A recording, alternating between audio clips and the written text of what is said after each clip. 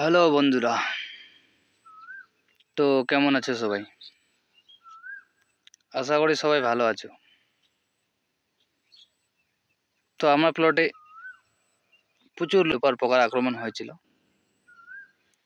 সেই লোপার পোকার আক্রমণ থেকে কোনো মতে চা গাছকে বাঁচিয়ে তুলে থার্ড রাউন্ডের পাতা প্রায় রেডি হয়ে গেছে। 2-3 দিনের মধ্যে টিপাই হবে। বৃষ্টি পর্যাপ্ত পরিমাণে বেশি বেশি বৃষ্টি হচ্ছে ডেলি। তাই এই পাতাটা টিপাই করা যাচ্ছে না। কেননা চা পাতা যদি আমি টিপাই করি, সেই চা পাতার প্রচুর পরিমাণে চা ফ্যাক্টরিগুলোতে কাটিং করে নিচ্ছে। 20%, 25% জল কেটে নিচ্ছে। কোনো জায়গায় 30%ও জল কেটে নিচ্ছে। কিন্তু চা পাতার অ্যাকচুয়ালি এতটুকু জল ধরে রাখার ক্ষমতা নয়। অনেক খরচার পর চা চাষি কিছু লাভের আশা করেছিল। এবছরের প্রথম থেকেই দেখতে পাচ্ছেন আবহাওয়ার খামখেয়ালিপনায়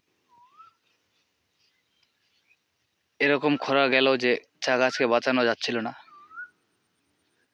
তবে লাস্টের দিকে একটু বৃষ্টি শুরু হলো, চা গাছ একটু দম পেয়েছিল। কিন্তু সেই সঙ্গে সঙ্গে এরকম লোপার অত্যাচার শুরু করলো লোপার পোকা, যে আবারও চা গাছগুলো ভালো হয়ে গেছিলো, সেই চা গাছগুলো আবার পাতা টাতা খেয়ে গাছগুলো নষ্ট হয়ে গেল। কিন্তু সেই দুর্ভিক্ষের বলা চলে, সেই দুর্ভিক্ষের দিনে মানুষজন নিজের চা বাগানগুলো ঠিক করলো। ঠিক করে এই থার্ড রাউন্ডের চা পাতা কেউ রেডি করতে পেরেছে, কেউ পারেনি। তো আমারও চা পাতা প্রায় দেখতে পাচ্ছেন রেডি হয়ে গেছে বলা চলে। কিন্তু এই যে পাতা রেডি হচ্ছে, পাতা এখনো টিপাই হয়নি। এবং চা ফ্যাক্টরি ডেলি চা পাতার রেট ঘাটিয়ে দিচ্ছে। জানি না অ্যাকচুয়ালি এদের কারণটা কিছু বুঝতে পারছি না। চা পাতার চাহিদা কিন্তু বাজারে দেখা গেলেও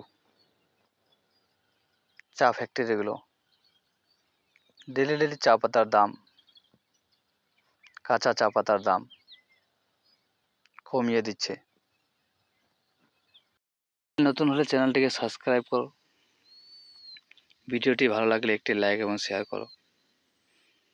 এবং আমি এই ভিডিও চা পাতা যে দেখতে পাচ্ছেন, সেটা তৈরি করতে বা লোপার পোকার আক্রমণ থেকে চা গাছকে কি মেডিসিন দিয়ে বাঁচালাম, যদি জানার আগ্রহ থাকে তো কমেন্ট করুন।